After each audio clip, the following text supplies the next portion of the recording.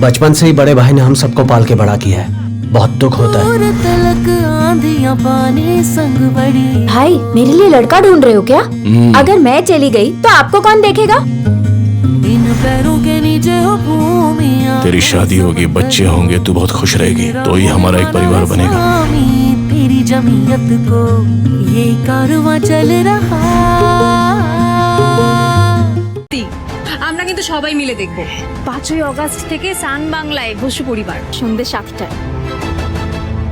এই তুই এরকম বিজ্ঞান মতো মাথা নাড়ছিস কেন? যা বাইরে যা। মঞ্জু এসো। আমি কেন বাইরে যাবো মা? মা বাইরে কেন যাবো মানে? আজকে তোদের কাল রাত্রি, তো বাইরে যাবে না? মা আমি অনেক বড় কাল রাত্রি কাটিয়ে নিয়েছি লকআপে। আর ওসব আমি কাল রাত্রিতে বিশ্বাস করি না। আমার যা হবে আজকেই হবে। ওরে তোর বিশ্বাস করে না, বাড়িতে এসে যায়। দুষ্টু ছেলে যাবে, বেরো বলছি এক্ষুনি। অর্জুন, আমরা বুঝতে পারছি মা, আপনি বুঝতে পারছেন না? আমাদের অর্জুন মঞ্জুকে ছাড়া এক মুহূর্ত থাকতে পারছে না। খুব কষ্ট হচ্ছে বলো। কষ্ট হচ্ছে, কিন্তু কষ্ট হলে তো কিছু করার নেই। আজ যে কাল রাত্রে নিয়ম কানুনটা মানতে হবে, তাই আজকে আপনি যান। কিন্তু অর্জুন সবুরে মেয়ে অফালি। কি হচ্ছে এসব? আরে ওখানে কোথায় যায়? মঞ্জু ভালো থাকিস, টাটা। ভালো থাকিস মানে? না মানে আজকের দিনটা আমার ছাড়া ভালো থাকিস। কি আর করবো, কেউ থাকতেই দিচ্ছে না আমার এখানে। ভালোই লাগে না। সরো আসুন মা, আমি তাহলে রান্নাঘরে কাজগুলো করে আসি। কেননা এরপর থেকে তো মঞ্জু আর আমরা দুজন মিলে সবটা সামলাবো, কি তাই তো? আজকের মতন আমি সবটা একা সামলে নি।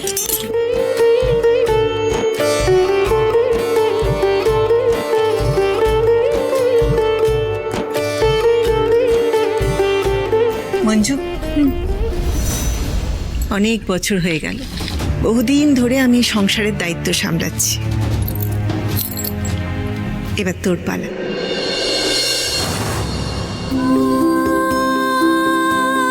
ঠিক যেভাবে তুই থানার দায়িত্ব সামলাস, সেইভাবে আমার এই সংসারটার দায়িত্ব তোকে সামলাতে হবে। সবকিছু একেবারে গুছিয়ে ঠিকঠাক করে রাখতে হবে। পারবি না? তাই নে, আলমারির চাবি। না না, তুমি এই দায়িত্বটা বৌদিকে দাও। আমি বরং বৌদিকে সাহায্য করব। বৌদি তো সম্পর্কে আমার থেকে বড় হয়। আরে ভেবেছিলাম তো ওকেই দেবো, তো তুই তোকে জানিস ও আদৌ সংসারটা সামলাতে পারবে কিনা, সেইটা নিয়েই আমার চিন্তা আছে। ঠিক আছে, তুই ওকেও সামলাস। এনে ধর, তোকে আমি চোখ বন্ধ করে ভরসা করতে পারি মঞ্জু। নে এটা ধর। প্লিজ এটা করো না, প্লিজ। খারাপ দেখায়। তুমি নিশ্চিন্তে চাবির গোছাটা বৌদির হাতে দাও। আমি সবসময় বৌদির পাশে থাকবো। প্লিজ, আমি যেটা বলছি সেটা করো প্লিজ। ঠিক আছে, আমি তোকে জোর করছি না। তুই একটু সময় নিয়ে ভাব, তারপরে নয় আমাকে তোর সিদ্ধান্ত জানাস। আর একটু সাবধানে থাকিস, বুঝলি? বাড়িতে তুই যখন পা দিচ্ছিলিস তখনই যে অঘটনটা ঘটলো, মা পাটা আগে ফেলে ওই কাপড়টার উপর দিয়ে লক্ষ্মীর পায়ের ছাপ ফেলতে ফেলতে আমার ঘরে ঢোকো।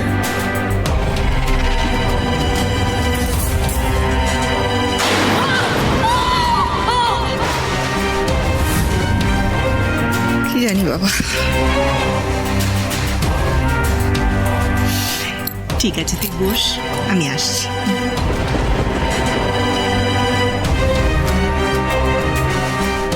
দুধে আলতার থালায় ইচ্ছে করেই কাজের টুকরো রাখা হয়েছিল। কার কাজ এটা?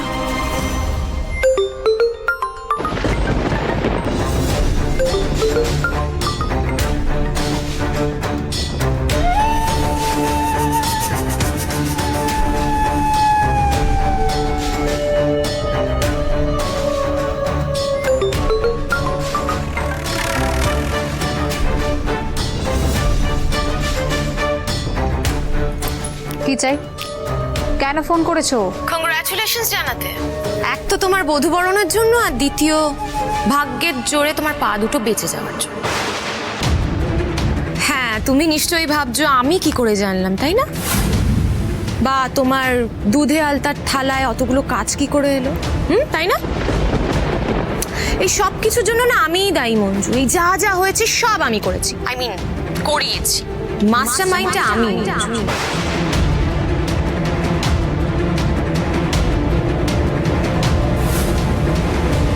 তোমার এত বড় সাহস, তুমি নিজে মুখে স্বীকার করছো? না করার কি আছে? তুমি দেখেছো না টেররিস্টরা নিজেদের ভুল কি সুন্দর বুক ফুলিয়ে স্বীকার করে? হ্যাঁ, বুক ফুলিয়ে সেই দায় স্বীকার করার পর টেররিস্টদের কি অবস্থা হয় সেটা আশা করি জানা আছে। কথায় আছে চোরেদের 7 দিন আর গৃহস্থের 1 দিন। সেই একদিনটা আমার জীবনেও আসবে, সেদিন তোমার অবস্থা ওই ধরা পড়া টেররিস্টদের মতোই হবে। Challenge accepted Manju. গতদিন যখন তোমার সাথে দেখা হয়েছিল তুমি মমের সামনে আমাকে প্রচুর হেনস্থা করেছো। তোরা কি এখন এসব ড্রাগস নেওয়া শুরু করেছিস নাকি? কি তুমি শাট আপ, একদম চুপ। মঞ্জু মিথ্যে কথা বলতে পারে না। আমার চোখের সামনে অর্জুনের সাথে ন্যাকামোগুলো করেছো। আমার কিন্তু মোটেও দেখতে ভালো লাগছে, তাই ছোট্ট একটা বদলা নিতে চেয়েছিলাম। তুমি না একটু ধরো, আমি না বরং আমার পা দুটো ছবি তুলে তোমাকে পাঠাই। আমার সুস্থ দুখানা পা দেখে তুমি না হয় আর একটু চলবে। আমি তোমাকে প্রমিস করছি মঞ্জু রায়, তুমি যে পথে হাঁটছো না সেখানে শুধুমাত্র তোমার পা কেন, মাথা থেকে মন কোনোটাই সুস্থ রাখতে পারবে না।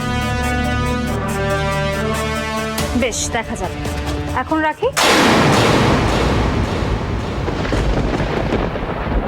নন্দিনী কাকে দিয়ে কাজটা করিয়েছে? সব শুনে নিয়েছি। ও বাবারে কি ব্যথা! সব শুনে নিয়েছি ম্যাডাম, সব শুনে নিয়েছি। ও কি দিলেন! একেই বলে মঞ্জু থোতা মুখ ভোতা করে দিয়েছে ম্যাডাম। অয়েলিং করতেছেন? না ও পারে থাও। অয়েলিং করতেছেন না আমাকে? শুনুন, এই এতদিনে না আমার কাছে খুব ভালো করে ক্লিয়ার হয়ে গেছে আপনাদের দৌড় কত দূর, আর আমার কপালটা টাকা দিয়ে 4-4টে অকর্মার ঢেকি পুষছি, কিছুই না।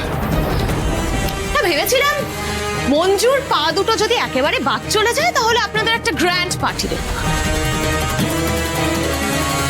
কিন্তু এখন কি মনে হচ্ছে জানেন? এখন মনে হচ্ছে ইচ্ছা করছে আবার ঘর থেকে বের হতে হবে। মারবেন না, শান্ত হও। আমরা সবাই সব রকম চেষ্টা করেছি, কিন্তু একটা বাচ্চা এসে শেষ মুহূর্তে সবটা কেচিয়ে দেবে কি করে? নাহলে মঞ্জু এতক্ষণে হুইল চেয়ারে থাকতো। এক্স্যাক্টলি। আর ট্রাস্ট মি, ঘটনাটা তো আমার সামনেই ঘটেছে। ঘটনাটা ভীষণ আনএক্সপেক্টেড। ম্যাডাম কি যে করেন না রাগের মাথায়। আপনার জন্য, শুধুমাত্র আপনার জন্য আমি লেগড়ে চলছি। কত রক্ত বেরিয়েছে জানেন? গল করে রক্ত বেরিয়েছে, তবুও কিচ্ছু বলিনি, চুপ করেছিলাম শুধু আপনার জন্য। আর আপনি খুব কষ্ট লাগে আপনি এরকম ভাবে আমাদের সন্দেহ করছেন। প্লিজ নন্দিনী, আমি তোমাকে প্রমিস করছি আর কোনো ভুল করবো না আমরা। আমাকে একটু সময় দাও, আমি সবটা গুছিয়ে নিচ্ছি। সময় দেব না, ওয়ার্নিং, লাস্ট ওয়ার্নিং। হ্যাঁ,